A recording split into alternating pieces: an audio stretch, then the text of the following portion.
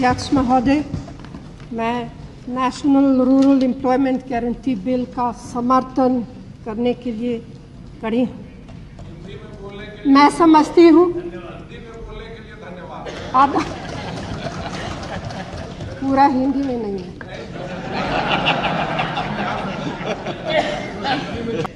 मैं समझती हूँ कि ये एक ऐतिहासिक अवसर है।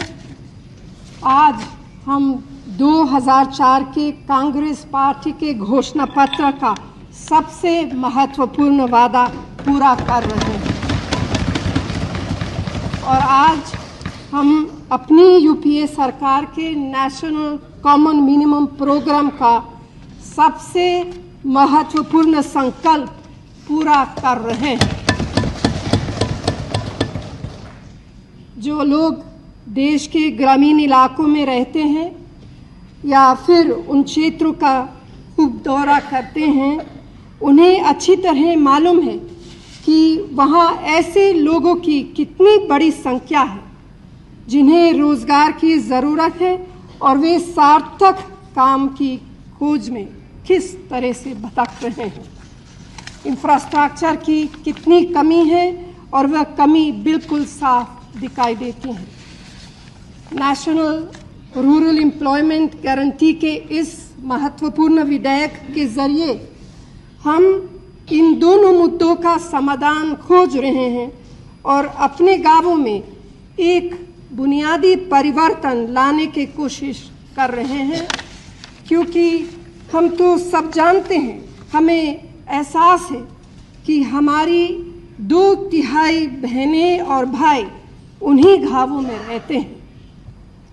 इस विधेयक के जरिए हम उन्हें उनका अधिकार, उनका जायज़ हक देने की शुरुआत कर रहे हैं, जिससे वे भविष्य में एक बेहतर जिंदगी जी सके। हमने national rural employment guarantee program के मौजूदा स्वरूप पर पहली बार 2002 में गुवाहाटी के कांग्रेस मुख्यमंत्रियों के सम्मेलन में विचार विमर्श किया था। इसके बाद माउंट आबू में और 2000 में श्रीनगर के सम्मेलन में इन पर फिर से दोबारा चर्चा हुई। हम सब ने महसूस किया कि रोजगार की सुरक्षा देना और ग्रामीण इलाकों में मूलभूत ढांचे को बढ़ाना बहुत ही अनिवार्य है। इस तरह से ऐसा विधेयक हमारी पार्टी के 2004 के घोषणा पत्र का एक केंद्रीय मुद्दा बना। महोदय, 1970 के दशक में जब महाराष्ट्र में सूखे का संकट आया था, तो उस समय मुख्यमंत्री श्री वीपी नायक और गांधीवादी श्री वीएस पागे ने इंदिरा जी के समर्थन से महाराष्ट्र में एक एम्प्लॉयमेंट गारंटी स्कीम लागू की थी। आने वाले वर्षों में इस योजना को राष्ट्रीय स्तर पर लागू करने का प्रयास हुआ, लेकिन किसी न किसी वजह से यह संभव नहीं हो सका। मुझे याद है कि 1980 में इंदिरा जी ने एक rural landless employment guarantee program शुरू किया था।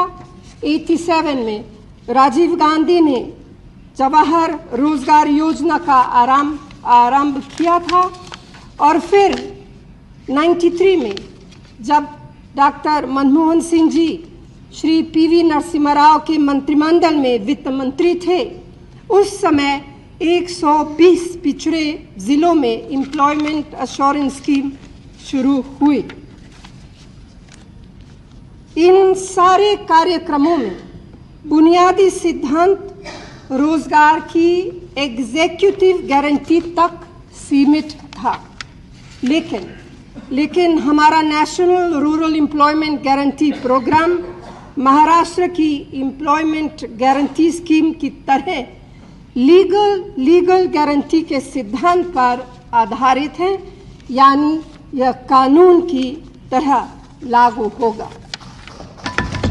अध्यक्ष महोदय, ये बिल, जैसे कि रघुवंशी ने कहा और कल्याण सिंह जी भी ने कहा, सामाजिक कार्यकर्ताओं, स्वयंसेवी संस्थाओं, अनुभवी प्रशासकों और खुद ग्रामीण इलाकों में रहने वाले लोगों के साथ व्यापक विचार विमर्श के बाद तैयार हुआ है।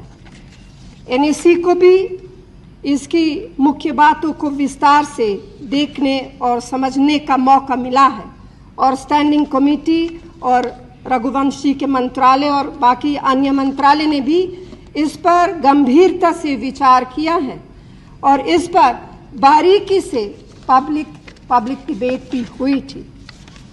राजनीतिक भेदभाव के बगैर समाज और सरकार के बीच आपस में किस तरह सहयोग के साथ काम हो सकता है, मैं समझती हूँ कि ये विधेयक उसका एक जीवंत उदाहरण, एक जीवंत मिसाल है। ठीक है कि इसके सदन में पेश होने के 14 महीने लगे, लेकिन मैं समझती हूँ कि इस समय का पूरा और सही इस्तेमाल हुआ है। महोदय, एक तरह से national rural employment guarantee program की शुरुआत के तौर पर यूपीए सरकार ने एक काम के बदले अनाज का राष्ट्रीय कार्यक्रम देश के 150 सबसे पिछड़े जिलों में लागू किया था। काम के बदले अनाज कार्यक्रम की चर्चा करते हुए मैं सदन को यह याद दिलाए बगैर नहीं रह सकती कि आज से 3 साल पहले हमारा अनाज का भंडार 60 मिलियन टन से भी ज़्यादा था और उस समय अनेक राज्य, खास तौर से वे राज्य जहां कांग्रेस की सरकारें थी, लगातार सूखे की मार झेल रहे थे और उस समय हमारी पार्टी, कांग्रेस पार्टी ने एनडीए सरकार से बार बार आग्रह किया था कि नेशनल एम्प्लॉयमेंट गारंटी स्कीम के वादे के तौर पर देश में एक राष्ट्रीय काम के बदले अनाज कार्यक्रम शुरू किया जाए, जिससे लाखों लोगों की जिंदगी बचाई जा सके। हमारे गोदाम अनाज से भरे हुए थे, मगर लोग भूख से बेहाल थे। एनडीए सरकार ने हमारा बार आग्रह को अनसुना कर दिया।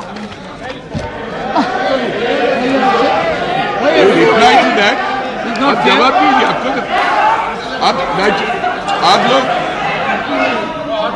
आप लोग बैठ जाइए, आपका और वक्तव्य है, स्पीकर जवाब देंगे। बीच में डिस्टर्ब न करें।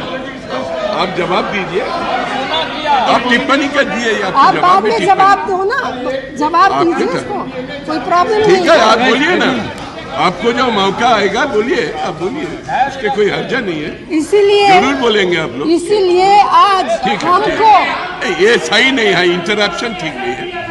आप बैठ जाए ना, आपका क्या है?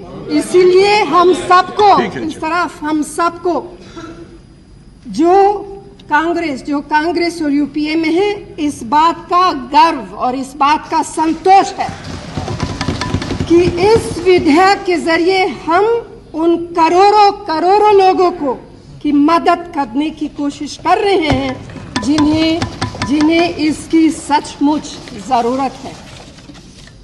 महोदय, मैं बहुत संक्षेप में महाराष्ट्र की एम्प्लॉयमेंट गारंटी स्कीम के कुछ फायदे गिनाना चाहती हूँ और यहाँ मेरे पास एक रिपोर्ट है आंकड़े के साथ।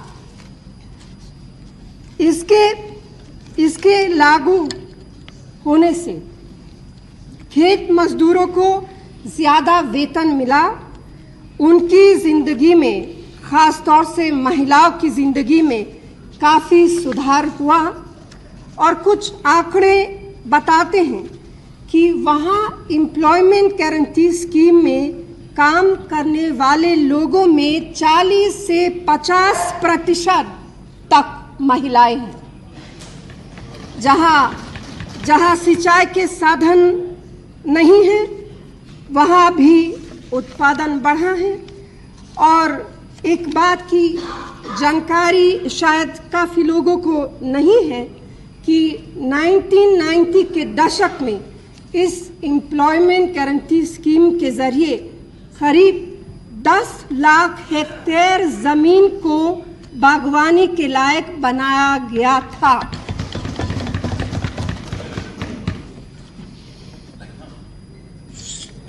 Mr. Speaker, sir, there are numerous significant features in this bill, but to my mind, there are 3 vital ones which I would like to highlight.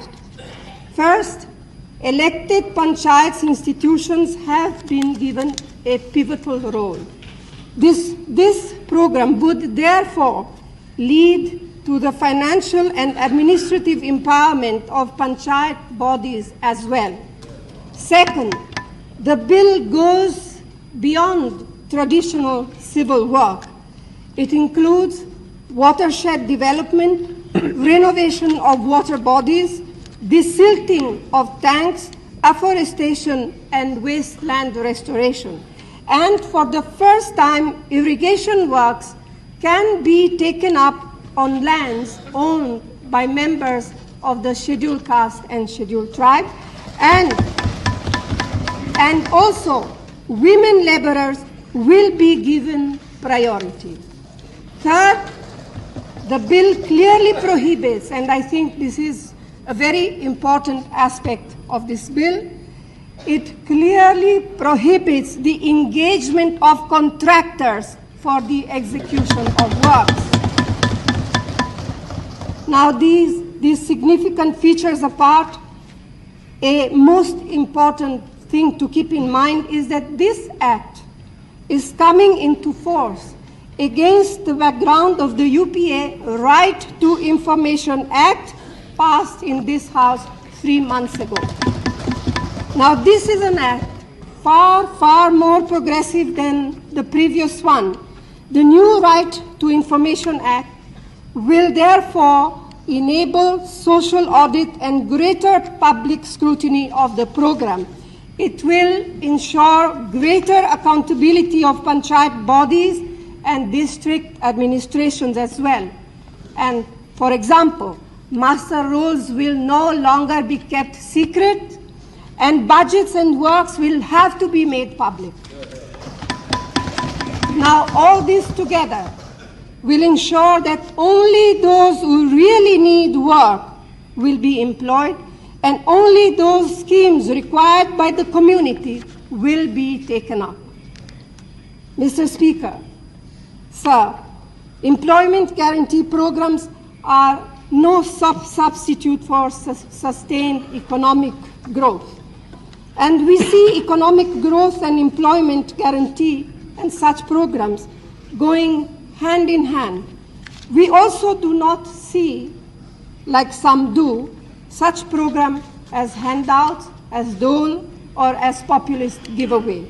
We see this act as the human face of economic reforms, making the process of economic growth more inclusive, more equitable.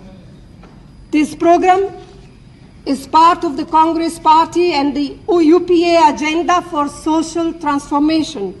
It is part of an agenda which in the last 14 months has seen unprecedented increases in public expenditure in elementary education, midday meals, public health, and women and child development.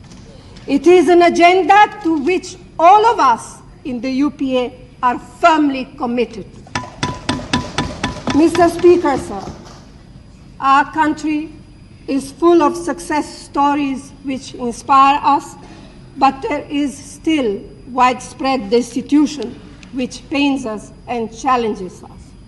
Our country has touched great heights of endeavor, which we, of course, acclaim, yet there is still vast deprivation, which we must all strive to eliminate. We all know only too well how inequitable, how unjust the lives of the poor are, especially when we compare them to the excesses and the waste that we see all around these days. This National Rural Employment Guarantee Act is a response to the needs of crores of Indians whose right it is a better life for themselves and for their children. A time will come, and I hope not too far in the future, when there will be no need for such extensive program. But till such a time, I believe we cannot just sit idly by and hope that economic reforms alone will create adequate employment opportunities in rural India. Sir, I would just like to say 2 words on the financial implications of this legislation, because there have been some critical comment. I believe that an economy which is growing at 7% per year, such economy can and should find the resources for such a crucial intervention. And while it is for the central government to find the bulk of the resources, the states too have a key role, a critical role to play in its monitoring, in its implementation. I also do feel that we must use this momentous occasion to effect fundamental changes in government expenditure to better support larger social goals. And I believe that we also need to consolidate our many schemes and programs. We now have an opportunity for using employment guarantee, for instance, for irrigation and rural roads, which are very much part of the government, of the UPA government, Bharat Nirman. Mr. Speaker, sir, as someone who has implicit faith in this bill, I also acknowledge that there has been some cynicism and concern about it. And these doubts, I feel, cannot just simply be dismissed. They have to be addressed. And let us be frank with ourselves. Our programs do not always work out the way they are planned or they are intended to be. The benefits do not always reach the poor. Delivery systems claim too large a share of the outlays.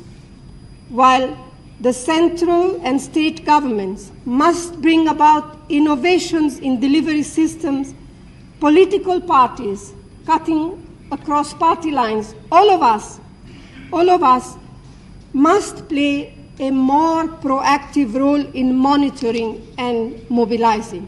And I believe that above all, we need to rid ourselves of the sab chalta hai attitude. Mr. Speaker, sir, before I conclude, I want to personally thank our Prime Minister, under whose leadership the bill is being introduced, for his steadfast support to it and to its objectives. He has had to balance various considerations, but in standing firmly behind this bill, he is standing up for crores and crores of our people whose lives depend on its success. Mr. Speaker, sir, we are today passing on Monday a truly radical law, a law which has far-reaching and profound consequences.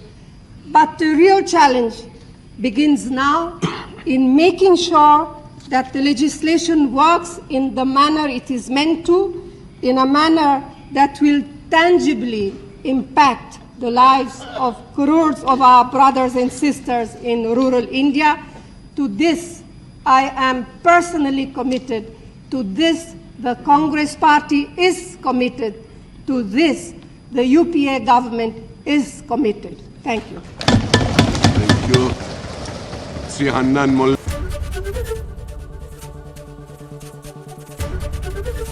ABP Ganga, खबर आपकी, जुबान आपकी।